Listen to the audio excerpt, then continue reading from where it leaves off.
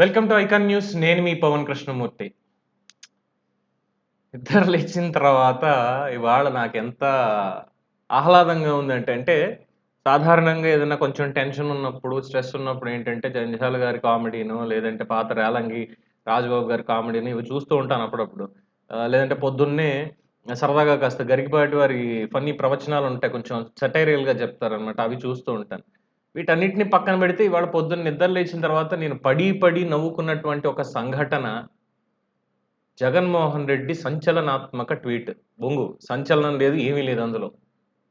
నోటికొచ్చింది వాగడం తప్పితే ఏం లేదు. ఓటమిని జీర్ణించుకోలేక అధికారం చేతిలో లేదు అనేటువంటి ఒక దుగ్ధతోటి ఏం చెయ్యాలో తెలీక, పనిలేని పిచ్చోడు పిల్లిబొచ్చు గొరిగాడు అని చెప్పి సామెత ఉంటుంది చూసారా?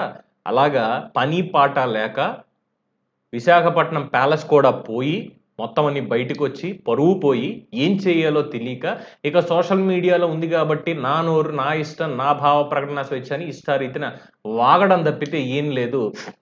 అయితే మనమేమి దూరదర్శన్ ఎర్లీ కాలంలో లేము. కేవలం ఎప్పుడో పొద్దున్నో, సాయంత్రం వస్తుంది తప్ప వార్త మనకి వెంటనే మనకి తెలీదు అనుకోవడానికి లేదు. అరచేతిలో ప్రపంచాన్ని పట్టుకొని తిరుగుతున్నాం మనం ఈ మధ్యన.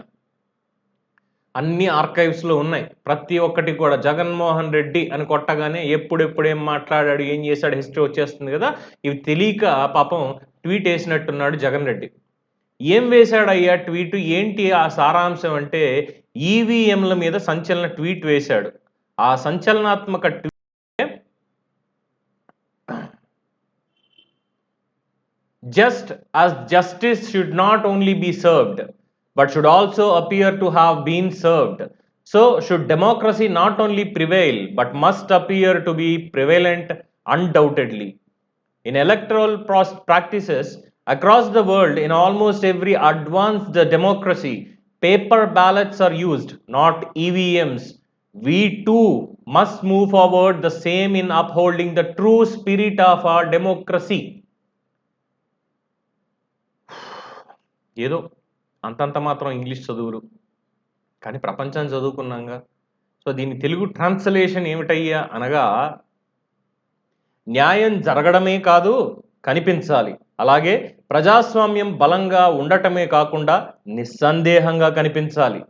ప్రపంచవ్యాప్తంగా దాదాపు అభివృద్ధి చెందిన ప్రతి ప్రజాస్వామ్య దేశంలో నిర్వహించే ఎన్నికల పద్ధతుల్లో ఈవీఎంలు కాకుండా పేపర్ బ్యాలెట్లు ఉపయోగిస్తున్నారు. మన ప్రజాస్వామ్య నిజమైన స్ఫూర్తిని నిలబెట్టుకోవడంలో మనం కూడా అదే దిశగా పయనించాలి అని జగన్మోహన్ రెడ్డి ట్వీట్ యొక్క సారాంశం. అయితే దీని మీద మనం ఒక 3-4 విషయాలు మాట్లాడుకుని కంక్లూడ్ చేసుకుందాం. ఏంటంటే, సరే ఈవీఎంల గురించి మాట్లాడాడు జగన్మోహన్ రెడ్డి, పర్వాలేదు. ఓడిపోయిన తర్వాత వైఎస్ఆర్సీపీ సోషల్ మీడియా ఇన్ఛార్జ్గా ఉన్నటువంటి పిల్ల సజ్జల, అదే సజ్జల భార్గవ రెడ్డి కూడా నిన్న ఒక ట్వీట్ వేశాడు.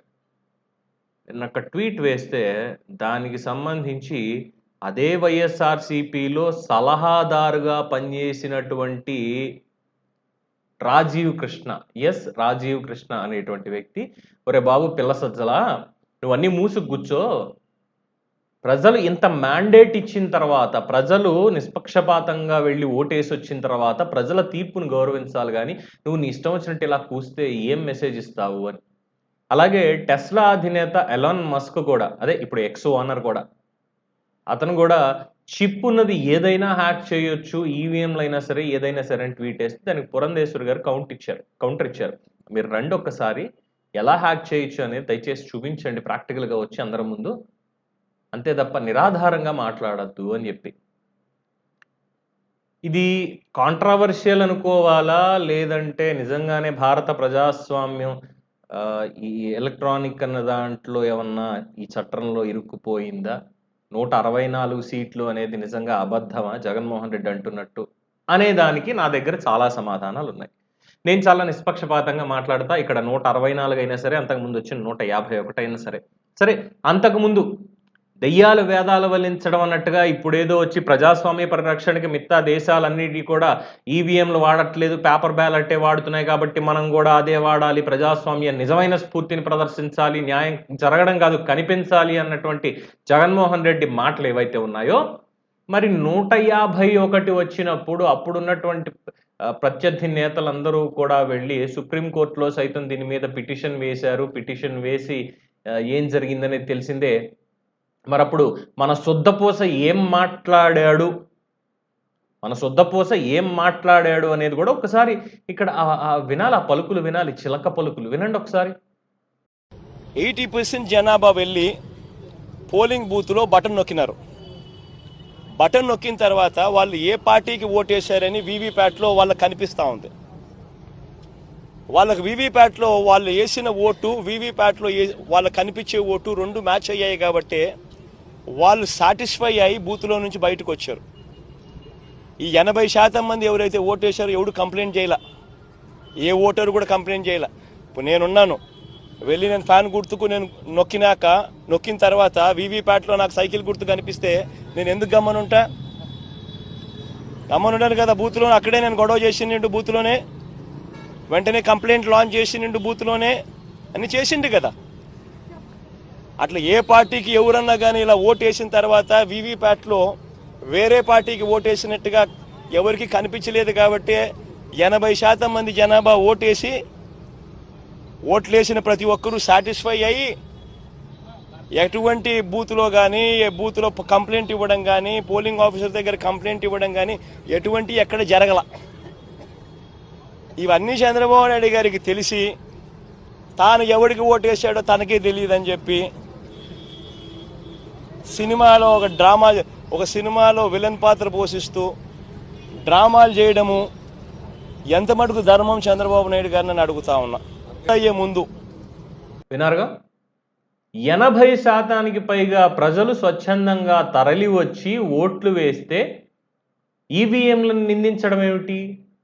అంటే 151 సీట్లు 22 ఎంపీలు నీ చేతికిస్తే ఈవీఎంలు దేవుళ్ళు నీకు. అదే నీకంటే పెద్ద మ్యాండేట్ కూటమి అభ్యర్థులకి 164 ప్లస్ 21 ఇస్తే ఈవీఎంలు దెయ్యాలు అయిపోయాయి.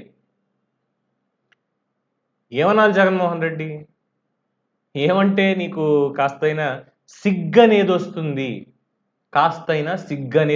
నీకు. నువ్వు ఒక ఎమ్మెల్యేవి, ప్రజలు నీకు అక్కడ ఓట్లేసి నిన్ను ఎమ్మెల్యేగా ఎన్నుకున్నారు. పులివెందుల ప్రాంతానికి మాత్రమే, దీనికి మాత్రమే నువ్వు ఎమ్మెల్యేవి. అంతకుమించి నీకు అధికారం ఏదీ లేదు. సో నువ్వు పులివెందుల్లో రోడ్లేం వెయ్యాలి, ప్రజలు నాకు ఇచ్చిన బాధ్యతని ఎలా ప్రభుత్వాన్ని అడిగి అయ్యా మా అభివృద్ధి ఇలా కావాలి, మాకు ఇక్కడ చేసుకోవాలి, ఇక్కడ ఇలా పెండింగ్ ఉండిపోయారు, వద్దులే ఇవన్నీ మాట్లాడితే మళ్ళీ 5 ఏళ్ళు నువ్వు ఏం పీకేవ్ అని అడగాల్సి వస్తుంది కాబట్టి ఇవేమి అడగను నేను. సో ఇక్కడ జోక్స్ అపార్ట్ అండ్ ఈ సెటైర్లు వీళ్ళు వాళ్ళు మాట్లాడుకున్నది ఇవన్నీ పక్కన పెట్టేస్తే, అంటే నేను జగన్మోహన్ రెడ్డిని స్ట్రైట్గా ఒక క్వశ్చన్ అడగదలుచుకున్నా. 151 వచ్చినప్పుడు ఆ రోజు కాంగ్రెస్ కావచ్చు, తెలుగుదేశం కావచ్చు, మిగతా నేతలందరూ కూడా సుప్రీంకోర్టు దాకా వెళ్ళి వీవీప్యాట్లు కూడా లెక్క పెట్టాల్సిందే, అసలు ఈవీఎంలు కాదు బ్యాలెట్ యూజ్ చేయాల్సిందే అని చెప్పి వెళ్తే అప్పుడు మాట్లాడిన మాట ఏంటి అంటే, అప్పుడు నీకు 151 వచ్చేంత సీన్ లేదు. ఎందుకంటే చంద్రబాబు చేసినటువంటి సంక్షేమం కానీ అభివృద్ధి కానీ ప్రజలందరికీ తెలిసిందే.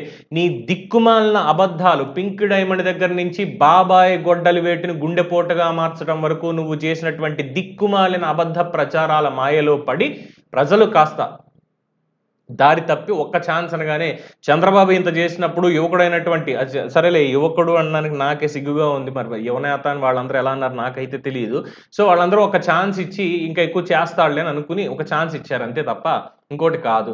సో అప్పుడు నీకు 151 అంటే చంద్రబాబుని మించినటువంటి దార్శనికత నీ దగ్గర ఎలాగూ లేదు, ఆయన్ని మించిన విజన్ నీకు లేదు, నీ సొంత కట్టడాలకి నీ సొంత స్వార్థానికి తప్పితే నువ్వు ప్రజలకు చేసేది ఏమీ లేదు అని తెలిసినప్పటికీ మరి అప్పుడు 151 నీకు ఎలా వచ్చాయి?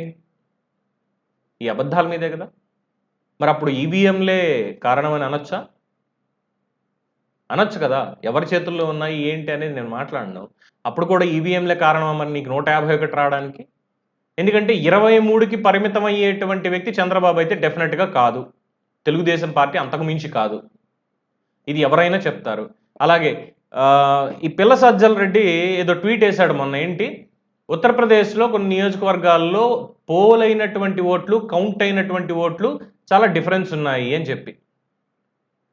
ఒరే సన్నాసులు, ఇదే మాట ఎలక్షన్ కమిషన్ వెబ్సైట్ పోలైనటువంటి రోజు ఉన్నటువంటి ఓట్లని ఎన్నిక కౌంటింగ్ అయిన తర్వాత ఫైనల్ ఓట్ల లిస్ట్ని చూస్తే నాకు కూడా ఇదే డౌట్ వచ్చింది.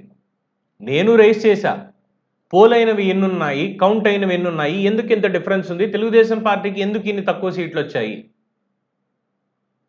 మహామహులందరూ కూడా ఓడిపోయారు. వాళ్ళు ఓడిపోవాల్సినటువంటిది కాదు, మీరు ఓడగొట్టారు అని నేను అనొచ్చుగా. ఈవీఎంలను మీరు హ్యాక్ చేశారు, ట్యాంపర్ చేశారని అనొచ్చుగా. అప్పుడు జరిగిందే ఇప్పుడు జరిగింది అనుకుందాం, అంటే అప్పుడు నువ్వు చేసిన తప్పే కదా. అప్పుడు నీకేమో ఈవీఎంల దగ్గరకు వచ్చేసరికి 80% ప్రజలు ఓట్లు వేస్తే ఈవీఎంల్లో తప్పులు లేదు. ఇప్పుడు అదే 80% ప్రజలు ఓట్లు వేసినప్పటికీ, 89% ఓట్లు వేసినప్పటికీ నీకు అధికారం రాలేదు కాబట్టి ఈవీఎంలదే తప్పు, ప్రజాస్వామ్యం ప్రమాదకరంగా అయిపోయింది. అభివృద్ధి చెందిన దేశాలన్నీ ఈవీఎంలని ఎక్కడో పక్కన పెట్టేశాయి, బ్యాలెట్లు మాత్రమే నడిపిస్తున్నాయి, పేపర్ బ్యాలెట్ నడిపిస్తున్నాయి కాబట్టి మనం కూడా అవే వాడాలి. పులివెందుల్లో రాజీనామా చేసేసి ఈవీఎంలు లేకుండా నువ్వు ఇంకో అభ్యర్థి నించుంటే పేపర్ బ్యాలెట్టే పెడదాం, మళ్ళీ గెలుస్తావో లేదో చూద్దాం. అప్పుడు నమ్ముతావో పోని ప్రజలు ఇచ్చినటువంటి తీర్పుని? సో ఇంకెప్పుడు ఇలాంటి దిక్కుమాలిన మాటలు మాట్లాడద్దు. నువ్వు కానీ, నీ పిల్ల సజ్జల రెడ్డి గారు కానీ, మిగతా వాళ్ళు కానీ, ఎవరైనా సరే ఎవ్వరూ మాట్లాడద్దు. అండ్ కంక్లూడింగ్, ఇది పవన్ కృష్ణమూర్తి అభిప్రాయం. నేను జగన్మోహన్ రెడ్డితో ఏకీభవిస్తున్నాను, చంద్రబాబు నాయుడు గారితో ఏకీభవిస్తున్నాను, మొత్తం దేశంలో నేతలందరితోటి కూడా నేను ఏకీభవిస్తున్నాను. ఈవీఎంలు నిజంగానే ట్యాంపర్ జరుగుతున్నాయా? ఎందుకంటే ప్రతి ఒక్కళ్ళు ఎన్నిక వచ్చేసరికి ఓడిపోయిన వాళ్ళు లేదా గెలిచిన వాళ్ళు లేదా గెలవడానికి ముందు, అసలు ఎన్నిక స్టార్ట్ అవ్వడానికి ముందు ఈవీఎంలు అనే వాళ్ళ మీద పడుతున్నారు. మాట్లాడితే హరిప్రసాద్ గారి పేరు తీసుకొస్తున్నారు. ఆయన ఏదో ఈవీఎం ట్యాంపర్ చేసి చూపించాడు అని, రష్యన్స్తో కలిసి ఇలా చేశాడని దేశద్రోహం కేసు కూడా పెట్టేస్తారు దాని మీద. అంటే నిజంగా ఏం జరుగుతుంది ప్రజాస్వామ్యానికి? ఇక్కడ ప్రజలు ఎన్నుకుంటున్నారా, లేదంటే నేతలే మిషన్ల ద్వారా వాళ్ళని వాళ్ళు ఎన్నుకుంటున్నారా? క్లారిటీ కావాలి. నిజంగానే ప్రజాస్వామ్యం అనేది కొంతమంది నేతల చేతిలో కీలుబొమ్మగా మారిపోయింది.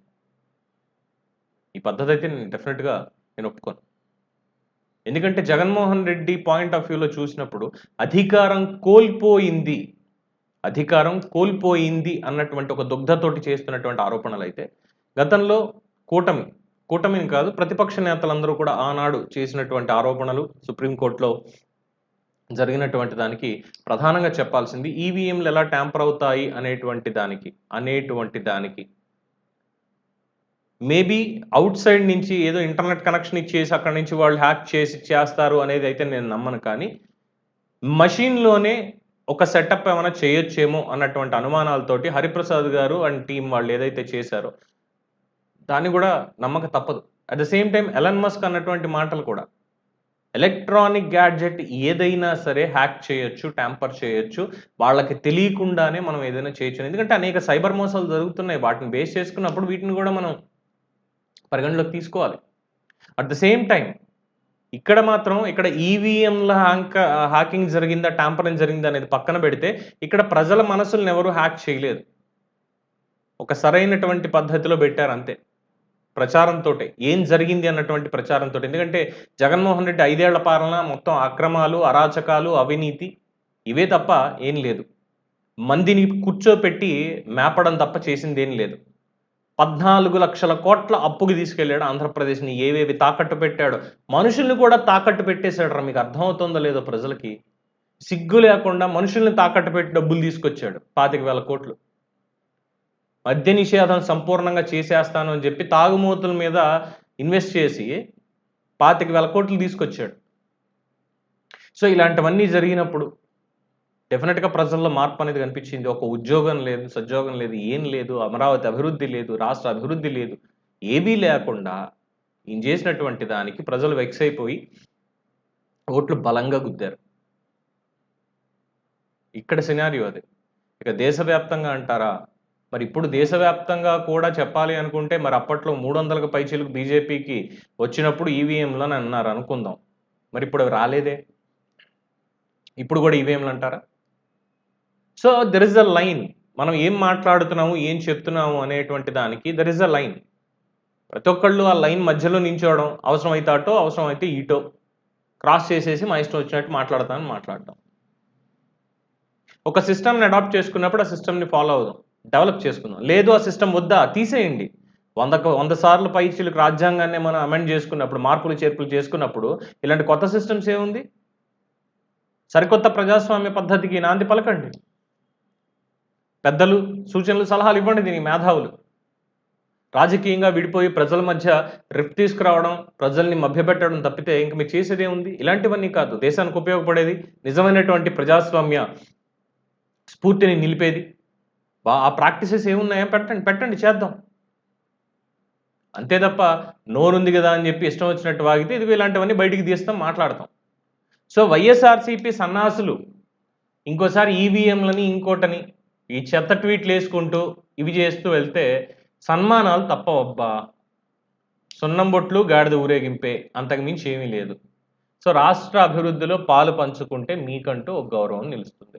లేదు మేము ఇంకా సోషల్ మీడియాలో సెన్సేషనలిజం కోసం ఇలాగే చేస్తాం, ఇలాగే గబ్బు లేపుతాం, ఇలాగే ఉంటామంటారా? గోప గుయ్యమంటుంది ప్రజల చేతిలో. ఇప్పటికే ఒకసారి ఎన్నికల్లో ఇచ్చేశారు. ఈసారి దగ్గరికి వెళ్తే ఎవరు బైరెడ్డి రాజశేఖర్ రెడ్డి గారు ఆల్రెడీ స్టేట్మెంట్ ఇచ్చారు. విశాఖ ప్యాలెస్లో జగన్కి రాజకీయ సమాధి అయిపోయింది. జగన్మోహన్ రెడ్డి పొరపాటున రోడ్డు మీదకి వస్తే చెప్పులు బూట్లు ఇచ్చి కొడతారు. దయచేసి రావద్దు జగన్ రెడ్డి, ఇంకా నువ్వు నీ పని చూసుకో. ఇదే చెప్పినటువంటిది. సో వైసీపీ వాళ్ళు ఎవరైనా సరే అందరికీ చెప్పేది ఇదే. అనవసరమైనటువంటి ప్రగల్భాలు, ప్రాలాపనలు వద్దు. సాధారణ జీవితం ఎలా గడపాలో అలా గడిపితే సరిపోతుంది. ఇది చెప్పదగినటువంటి అభిప్రాయం. మరి మీ అభిప్రాయాన్ని కామెంట్స్ రూపంలో తెలియజేయండి. చూస్తూనే ఉండండి ఐకాన్ న్యూస్. నేను మీ పవన్ కృష్ణమూర్తి.